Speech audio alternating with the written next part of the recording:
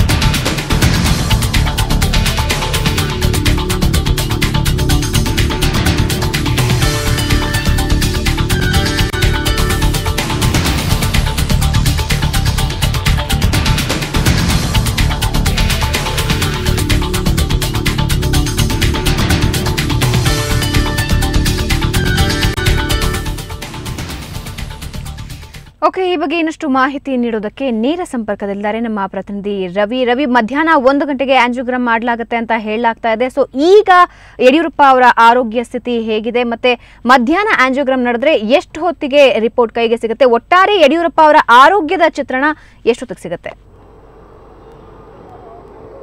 ಭವನ ಅನಾರೋಗ್ಯದ ಕಾರಣ ಹೇಳಿ ಜಯದೇವರ ಹೃದ್ರೋಗ ಆಸ್ಪತ್ರೆಗೆ ದಾಖಲಾಗಿದೆ. ಯಡಿಯೂರಪ್ಪನವರು ಇವತ್ತು 2ನೇ ದಿನ ಸತತವಾಗಿ ಇಲ್ಲೇ ಕಳೀತಿದ್ದಾರೆ. ಯಾಕಂದ್ರೆ ಮುಖ್ಯವಾಗಿ ಅವರು ಯಾವ ಹಿನ್ನೆಲೆಯಲ್ಲಿ ಇಲ್ಲಿ ದಾಖಲಾಗಿದ್ರು ಅಂದ್ರೆ ಎದೆ ನೋವು ಮತ್ತೆ ಅಧಿಕ ರಕ್ತದೊತ್ತಡದಿಂದ ನರಳುತ್ತಾ ಇರೋ ಅನ್ನೋ ಒಂದು ಕಾರಣಕ್ಕೋಸ್ಕರ ಇಲ್ಲಿ ದಾಖಲಾಗಿದ್ರು. ಅದರ ಒಂದು ಪರೀಕ್ಷೆ ಇವತ್ತು ನಡೆಯುತ್ತೆ. ಅಂದ್ರೆ ಮುಖ್ಯವಾಗಿ ಹೃದಯಕ್ಕೆ ಸಂಬಂಧಪಟ್ಟ ಆಂಜಿಯೋಗ್ರಾಮ್ ಇವತ್ತು ಮಧ್ಯಾಹ್ನ 1 ಗಂಟೆಗೆ ನಡೆಯುತ್ತೆ ಅಂತೇಳಿ ಈಗಾಗಲೇ ಡಾಕ್ಟರ್ ನಮ್ಮ ಫೋನಲ್ಲಿ ಸಂಪರ್ಕಿಸಿದಾಗ ಸ್ಪಷ್ಟಪಡಿಸಿದ್ದಾರೆ. ಆಂಜಿಯೋಗ್ರಾಮ್ ಅಂದ್ರೆ ಹೃದಯಕ್ಕೆ ಸಂಬಂಧಿಸಿದ ಕಾರಣ ಅಂದ್ರೆ ಅಭಿಧಮನಿಗಳಾಗಿರ್ಬೋದು, ಅಪಧಮನಿಗಳು, ರಕ್ತದ ಒತ್ತಡ ಯಾವ ರೀತಿ ಇದೆ, ರಕ್ತದ ಪರಿಶೀಲನೆ ಯಾವ ರೀತಿ ಇದೆ, ರಕ್ತದಲ್ಲಿ ಎಲ್ಲಾದ್ರೂ ಒಂದು ಸೋಂಕಿದೆಯಾ ಅಥವಾ ರಕ್ತ ಪರಿಶೀಲನೆಗೆ ಸಂಬಂಧಪಟ್ಟಂಗೆ ಎಲ್ಲಾದ್ರೂ ಬ್ಲಾಕ್ಗಳಿದಾವ, ಹೋಲ್ಗಳಿದಾವ ಅನ್ನೋದು ಒಂದು ಸಂಪೂರ್ಣವಾಗಿ ಚಿತ್ರಣ ಈ ಆಂಜಿಯೋಗ್ರಾಮ್ನಿಂದ ಬೆಳೆದಿದೆ. ಜೊತೆಗೆ ನಿನ್ನೆ ಒಂದು ಡಾಕ್ಟರ್ ಮಂಜುನಾಥ್ ಹೇಳಿದ್ರು, ನಾಳೆ ಸಂಜೆ 5 ಗಂಟೆವರೆಗೂ ಇವತ್ತು ಸಾಯಂಕಾಲ 5 ಗಂಟೆವರೆಗೂ ಯಡಿಯೂರಪ್ಪನ ಆರೋಗ್ಯದ ಬಗ್ಗೆ ಯಾವುದೇ ನಾವು ಒಂದು ಪತ್ರಿಕೆ ಹೇಳಿಕೆ ಬಿಡುಗಡೆ 5 ಗಂಟೆಗೆ ಸುದೀರ್ಘವಾದ ಸುದ್ದಿಗೋಷ್ಠಿ ಮಾಡಿ ಅಲ್ಲಿ ಬಿಡುಗಡೆ ಮಾಡ್ತೀವಿ. ಬಹುಶಃ ಏನಂದ್ರೆ ಇವತ್ತು ಮಧ್ಯಾಹ್ನ 1 ಗಂಟೆಗೆ ಆಂಜಿಯೋಗ್ರಾಮ್ ನಡೆದ್ರೆ ಅದು ಆ ಪರೀಕ್ಷೆ ಸಂಪೂರ್ಣವಾಗಿ ಮುಗಿಬೇಕಾದ್ರೆ 3 ಗಂಟೆ ಆಗುತ್ತೆ.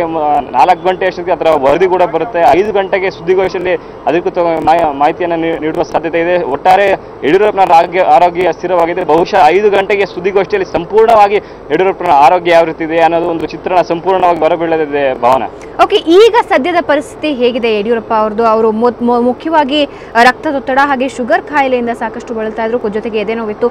ಈಗ ಪರಿಸ್ಥಿತಿ ನಿಯಂತ್ರಣಕ್ಕೆ ಬಂದಿದ್ಯಾ? ಅವರ ಆರೋಗ್ಯ ಸ್ಥಿತಿಯಲ್ಲಿ ಏನಾದರೂ ಸುಧಾರಣೆ ಕಂಡಿದ್ಯಾ? ಈ ಬಗ್ಗೆ ಏನಾದರೂ ಮಾಹಿತಿ ಕೊಟ್ಟರು ಅವರು? ಭವನ, ನಿನ್ನೆ ಸಂಜೆ 4 ಗಂಟೆಗೆ ಒಂದು ಪ್ರೆಸ್ ಬುಲೆಟಿನ್ ರಿಲೀಸ್ ಮಾಡಿದ್ರು. ಅಂದ್ರೆ ನಿನ್ನೆ ಸುಮಾರು 48 ಗಂಟೆಗಳ ಕಾಲ ಅವ್ರನ್ನ ತೀವ್ರ ನಿಗಾ ಇಡಲಿದ್ದಾರೆ. ಸುಮಾರು 5 ಮಂದಿ ವೈದ್ಯರ ತಂಡ ಅವ್ರನ್ನ ಸತತವಾಗಿ ಪರೀಕ್ಷೆ ನಡೆಸ್ತಾ ಇದೆ. ಸಂಪೂರ್ಣವಾಗಿ ಅಧಿಕ ರಕ್ತದೊತ್ತಡ ಮತ್ತೆ BP ಮತ್ತೆ ಅವ್ರಿಗೆ ಮಾನಸಿಕ ಖಿನ್ನತೆ ಇರುವ ಕಾರಣಕ್ಕೋಸ್ಕರ ಅವ್ರನ್ನ ತೀವ್ರ ನಿಗಾಗಟ್ಟಿದ್ದಾರೆ.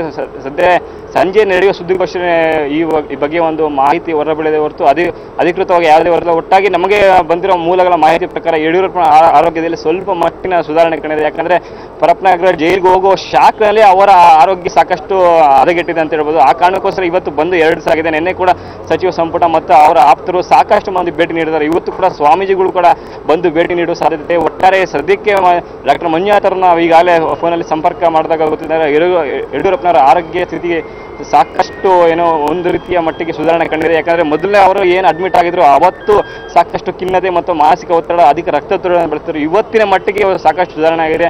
ಇಲ್ಲಿರೋ ಫುಡ್ ಕೋರ್ಟಿಂದಾನೇ ಅವರು ಬೆಳಿಗ್ಗೆ ತಿಂಡಿ ಕೂಡ ತಿಂದಿದ್ದಾರೆ ಅಂತ ಹೇಳಿ ಡಾಕ್ಟರ್ ಹೇಳಿದ್ದಾರೆ. ಸಂಜೆ 5 ಗಂಟೆಗೆ ಒಂದು ಯಡಿಯೂರಪ್ಪನ ಆರೋಗ್ಯದ ಸ್ಥಿತಿ ಬಗ್ಗೆ ಸಂಪೂರ್ಣವಾಗಿ ಒಂದು ಚಿತ್ರಣ ಡಾಕ್ಟರ್ ಮಂಜುನಾಥ್ ಹೇಳಲಿದ್ದಾರೆ. ಭವನ, ಓಕೆ ರವಿ, ಮಾಹಿತಿಗಾಗಿ ಧನ್ಯವಾದ. ಒಟ್ಟಾರೆ ಇವತ್ತು ಮಧ್ಯಾಹ್ನ 1 ಗಂಟೆಗೆ ಆಂಜಿಯೋಗ್ರಾಮ್ ನಡೆಯುತ್ತೆ.